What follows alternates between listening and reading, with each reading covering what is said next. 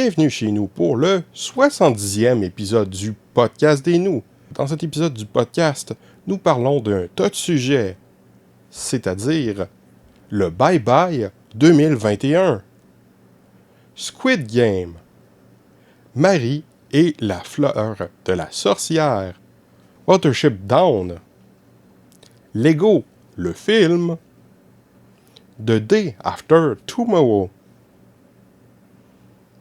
la saison 24 de South Park, c'est-à-dire les spéciaux, A Silent Voice et I Saw the Devil.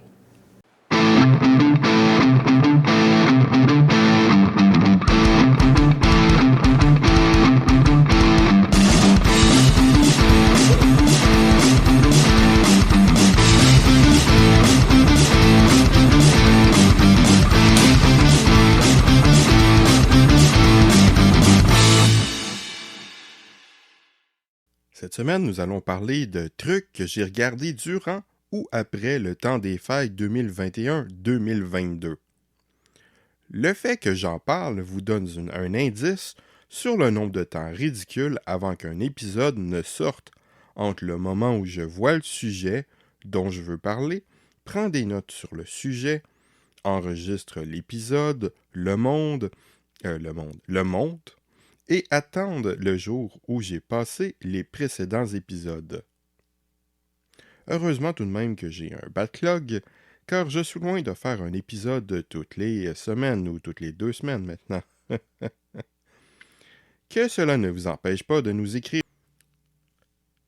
Donc, je vais commencer par parler du Bye Bye 2021. Oui, c'est un sujet très actuel. Le Bye Bye cette année revient à nouveau sur la pandémie, bien sûr. Plusieurs sketchs m'ont fait rire. Je pense notamment à celui sur Dega Fitness, celui sur le centre de vaccination, à Bye Bye les malaises, au Working Dead, au nouvel acteur pour reprendre le rôle de James Bond, à celui sur la difficulté de s'acheter une maison, ou à celui sur la construction. Mais aucun ne m'ont fait écrouler de rire en tournant sur moi-même sur le plancher, avec des sketchs dont je me rappellerai toujours, comme en 2019, avec les producteurs du lait, le sketch des Chicken Swell sur une inondation, et les fils influenceurs, et le fils influenceur, mais ce reste tout de même un bye-bye assez marrant.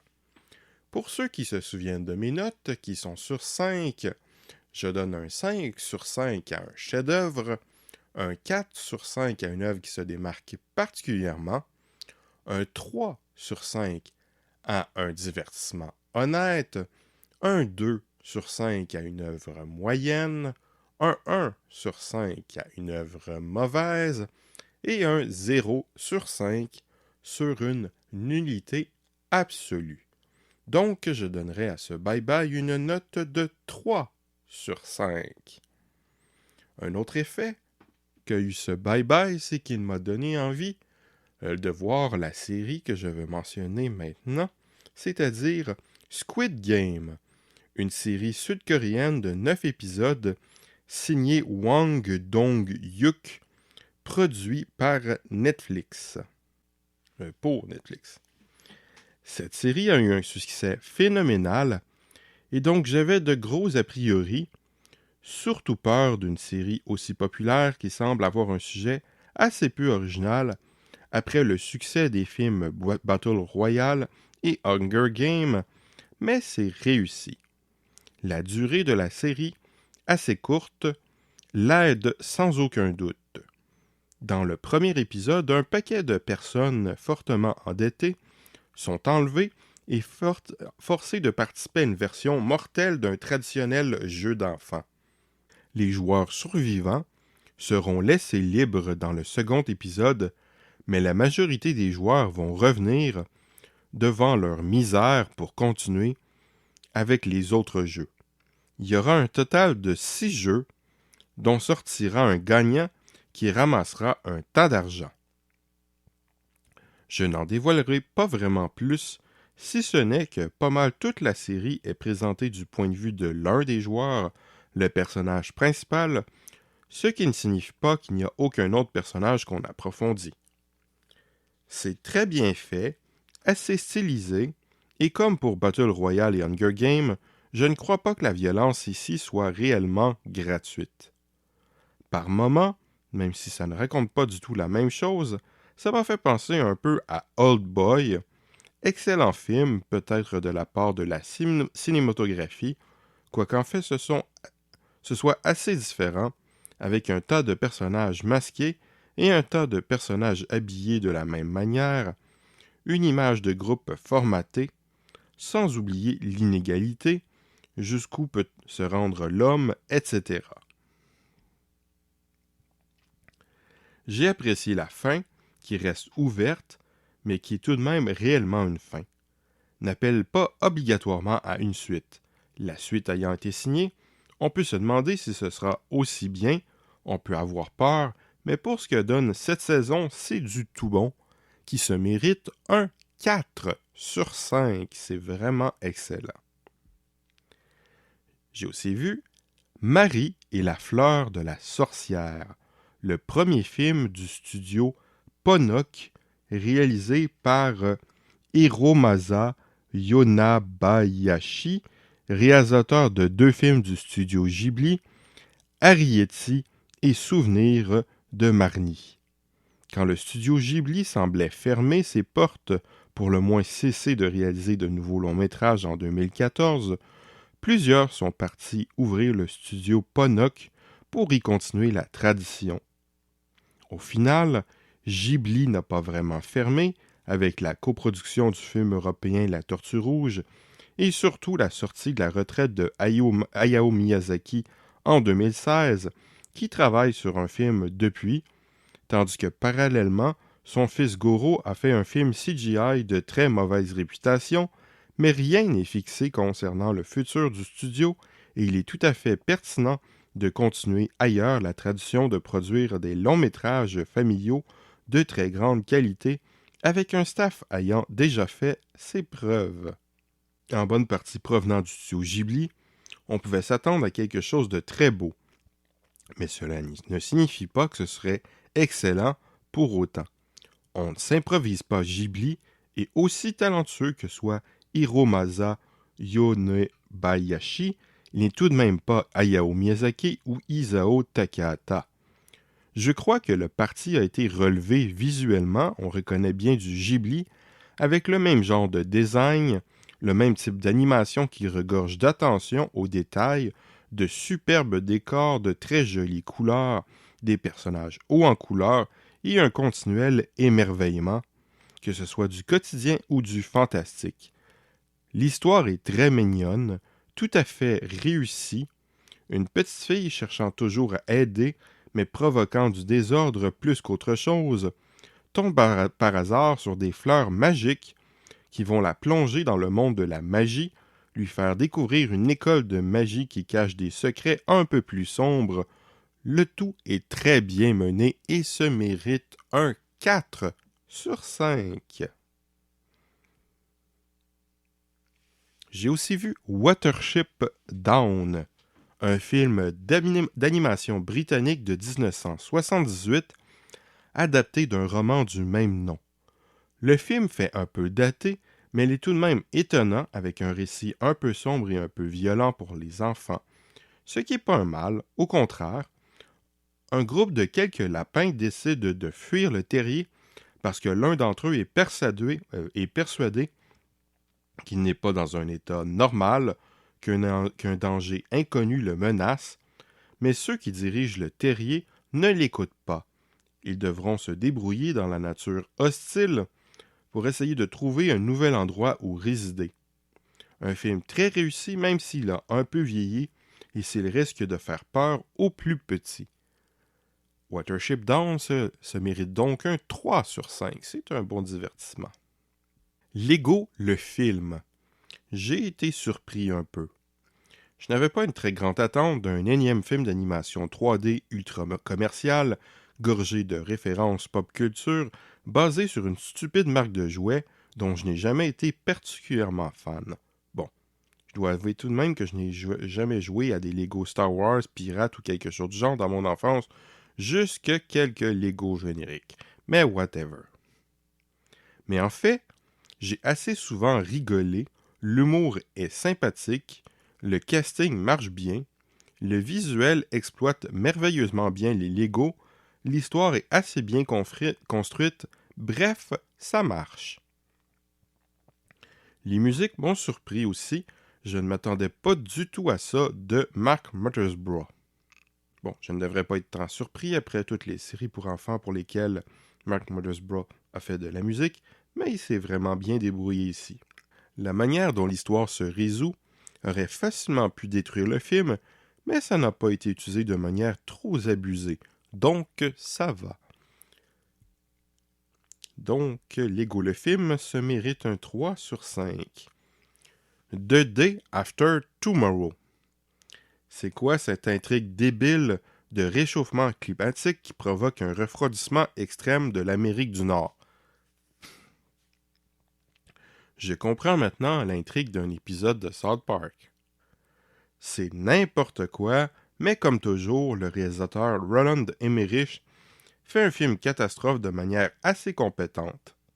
Rien d'extraordinaire, mais ça marche. Je préfère quand même Independence Day. 3 sur 5. South Park x2. C'est à se demander si la série de South Park ne va pas se faire remplacer par des épisodes spéciaux après 2 années de suite, où il n'y a pas de saison traditionnelle, mais plutôt 2 épisodes spéciaux. De mémoire, l'an dernier, j'avais bien ri et c'était très approprié avec la situation. Mais qu'en est-il cette année? Est-ce que ça pourrait être une bonne chose? Après avoir fait 2 épisodes spéciaux sur la pandémie, nous avons maintenant 2 épisodes supposément après la pandémie, se déroulant dans le futur et où les personnages principaux sont devenus adultes depuis. Plusieurs gags m'ont bien fait rire, mais force est d'avouer que sur le long terme, ça devient assez répétitif et ça tourne pas mal en rond. Au final, c'est peut-être un peu léger aussi. Ça aurait sans doute été meilleur en tant que 2 ou 3 épisodes au sein d'une saison régulière. Les épisodes auraient ainsi été moins longs et le reste de la saison aurait permis de diversifier les sujets. C'était quand même pas mal, mais ça ne remplace pas une série régulière. Malgré une saison 23 hilarante, on peut bien se demander si les meilleures années de South Park ne sont pas du passé. Bon nombre de gens prédisaient la fin ou le déclin de la série depuis la 20e saison, malgré ses défauts. Je ne pense pas que la 20e saison était si mauvaise, et les saisons subséquentes ont démontré que les créateurs ont encore du jus, mais on peut se poser des questions face à ces spéciaux. Quelques gags font mouche, mais ce n'est pas vraiment génial. Trey Parker et Matt Stone méritent sans doute de faire d'autres choses. C'est un peu triste pour eux d'être réduits juste à South Park. Ce serait merveilleux quelque chose d'autre dans le genre de Orgasmo ou Team America. Mais bon, au moins ça m'a fait rire un peu, c'est pas mauvais, ça reste très correct, donc 3 sur 5. A Silent Voice. Un film animé japonais sorti en 2016, produit par le studio Kyoto Animation, réalisé par Naoko Yamada et écrit par Reiko Yoshida, d'après le manga du même nom, créé par Yoshitoki Oima. Un petit film qui raconte une histoire assez simple, mais le fait tellement bien avec tant de vérité, tant d'émotion, une telle qualité technique que ça en fait un film merveilleux. Le film met en scène un jeune qui, quelques années plus tôt, dans son adolescence, a bullié une fille de sa classe qui est sourde.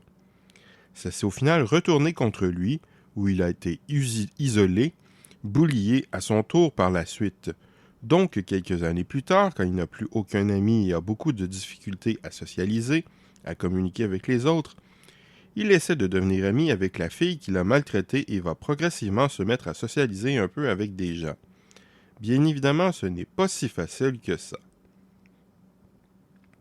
Le film n'a pas peur d'aborder des sujets difficiles, de présenter les émotions dans toute leur complexité, et il le fait très bien. Par moments, le film m'a semblé un peu invraisemblable, mais n'étant pas japonais, je suis sans doute pas à même de commenter le réalisme des situations, et ça me semble un peu étrange qu'une jeune sourde soit dans un groupe normal et non dans une classe adaptée, sans véritable mesure particulière pour qu'elle puisse suivre les cours. Ça ne m'a tout de même pas empêché au final d'éprouver toute la gamme des émotions. Ce film extraordinaire se mérite donc un 4 sur 5. C'est vraiment magnifique. I Saw the Devil. Incroyable, un film sud-coréen sur la vengeance. Ce n'est certainement pas aussi bon que la Vengeance trilogie de Park Chan-wook, surtout Old Boy, mais ce ne signifie aucunement que c'est mauvais. I Saw the Devil est d'ailleurs sans doute plus près des deux autres films de la trilogie au final, même si ce n'est pas du tout la même chose. C'est un film de Kim Ji-woon, d'après un scénario de Park Eun-jung, sorti en 2010. Après le meurtre de sa femme, un homme décide de retrouver le meurtrier et de se venger. Malgré un pitch de départ assez basique, le film est intéressant justement parce qu'il n'utilise pas son histoire de la manière la plus prévisible possible. Le film a tout au long de sa durée pas mal de retournements de situation, certains prévisibles, certains pas mal moins. C'est ce qui rend le film divertissant. Ça maintient aussi une certaine tension. Malgré qu'il soit amusant, le film reste toujours dramatique, sérieux, et il contient plusieurs scènes vraiment très puissantes dans leur émotion. C'est vraiment touchant, triste, humain, un peu dévastateur. Certainement pas un film qui nous laisse insensibles malgré la nature de son sujet, de ses personnages et du fait que ça reste un film de vengeance, un thriller, un film de divertissement. Comme tout bon film de vengeance, ce n'est pas vraiment un film à conseiller aux natures trop sensibles, c'est violent et relativement horrible par moments, mais c'est un excellent divertissement qui se mérite un 3 sur 5. Sur ce, je vous souhaite un joyeux temps des fêtes et une bonne année 2022. Au revoir et à bientôt.